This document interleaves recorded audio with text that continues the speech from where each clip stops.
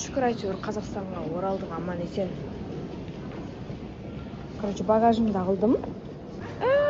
Жақсындар ма? Келдім қалайсыңдар? Екеуміз қанша болып көрдік? Сол айтамын да. Еще сен келем деген кезде қанша болып кетті? Мынау суық деген. Масқара болып тұр енді. Иә, мынау оригин. Жарайды, не болса да сағындым бірақ. Еще мына нәрсе үстіндегі теріс киіп алма.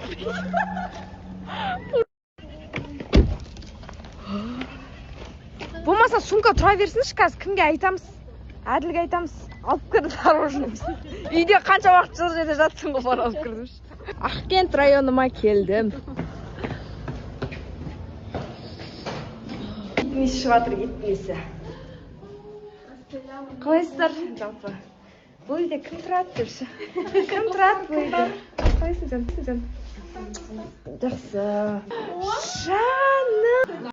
Енді ет дегенде бет бар ма деп үйдің хозяйкасы келіп, да жақта деген. Үйге келсем, әділ жүріп, мені күтіп алып, бұл үйге келіп алып, енді үлгерген жоқ, аэропортқа келіп, сонымен келіп, мәссаған деп отырмын. Үйім тап-таза, тамақ ет жасалып қойған, балаларым бәрі жақсы. Менен асқан бақытты адамдар ма? Өз үйім өлең төсегім деп енді өстіп столға отырып, енді деген үлкен ас келіп жатыр. Үйдің хозяйкасы келді. Аязжан әртәжге жұмыс істеп жатыр. Достары қасында. Осындай составпен енді бұйыртса. Енді келуіңізбен қош келдіңіз. Барлықтарыңызға қайырлы күн. Болып жатқан ситуацияны көріп жатырмын, естіп жатырмын. Шынымды айтсам, қазір шок болып отырмын. Өйткені бұл мен үшін өте түсініксіз жағдай. Сіздер мені білесіздер. Бір болақтан бері білесіздер. Мен сондай өзіммен өзім жүрген, ашық жарқын, барлығымен деп араласып, дос болып жүрген, ешкіммен жаман қарым-қатынаста емес қызбын. Шүкір Аллаға, достарым көп. И вот, бұл жерде Мадина мен Әділдің ара қатынасына менің не қатысым бар, мен үшін сол өте түсініксіз. Вообще, в целом, мына ситуация мен үшін түсініксіз болып жатыр. Бұл жерде біріншіден маған жала жауып жатыр, екіншіден ар-намыстың әңгімесі болып жатыр, үшіншіден олар не себептен менің жеке өмірімді әлеуметтік желіге, инстаграмға салып талқылайды. Өздерінің ара қатынастарыма, ұрыстыма өздерінікін сала берсін. Бұл жерде причем тут я, мен соны Мадина неге өздерінің ара қатынастарына мені кірістіріп атқанын мен түсінбедім. Потому что мен ол жерге өзімнің жұмыстарымен бардым.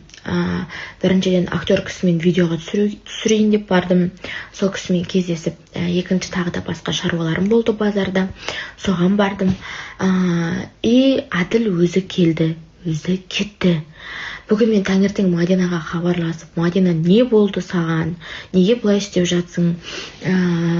Бір әбидан болса, маған айт, сөйлесейік. Не болып жатыр деп мен оған хабарласам, вообще менімен сөзге келмейді. Сосын мен де ашуландым. Айтатынды айттым. Потому что мен алдында да бір рет жазғанмын, Мадина, мен сені түсініп тұрмын, әйел ретінде, қыз ретінде. Давай сөйлесейік деп айтқам, мүлде сөзге келмейді, сөйлесуге келмейді. Қырғызстанға мен барсам да, кіммен жүрейім, не істеймін, оның оларға не қатысы бар? Вот айтыңыздаршы соны маған. Мен ешкімнің алдында ақталғым келмейді. Мен өзімнің қандай екенімді білем. Айналамдағылардың бәрі мен қандай екенімді біледі. Менің ар-намысым таза қызбын. Қараңыздар, сіздерге бұлай түсіндірейін. Бұл ситуация Мадина неге өздерінің ара қатынастарына мен ешкімнің алдында ақталғым келмейді. Мен өзімнің қандай екенімді білем. Айналамдағылардың бәрі мен қандай екенімді біледі. Менің ар-намысым таза қызбын. Қараңыздар, сіздерге бұлай түсіндірейін. Бұл ситуация 19 октябрь Арген туған күні болған, барлығымыз Арген туған күні Бишкекке бардық. Ол жерде менен басқа мыңғыр қазақ қыз болды, менен басқа қазақ жігіттер болды. Ойлап қараңыздаршы, мен Әділді танымаймын, мен онымен жеке араласпаймын. Әділді бір-екі рет қана Мадинамен бірге тойда көріп қалғаным бар. Атак мен Әділді бұлай вообще білмеймін. Аргеннің туған күніне барамыз. И мен сол жерде Әділді көреді екем да, Мадинаның ойынша Әділді көреді екем да, Мадина, қарашы, сенің күйеуің әділ Аргеннің туған күнде жүр, қара деп. Мен оған не деп звондаймын, сіздер өздеріңіз ойлап қараңыздаршы. Мен танымайтын адамға, біреудің күйеуін, біреудің әйеліне бір как будто бір қалай айтамын, мен солардың бір қарауылым едім, ортасында аңдып жүрмедім мен әділді.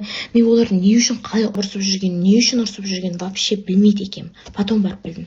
Қараңыздаршы, сіздерге былай түсіндірейін. Сіздер бір жерде жүресіздер, туған күнде жүресіздер, тойда жүресіздер, білмеймін, достарыңызбен көшеде қыдырып жүресіздер.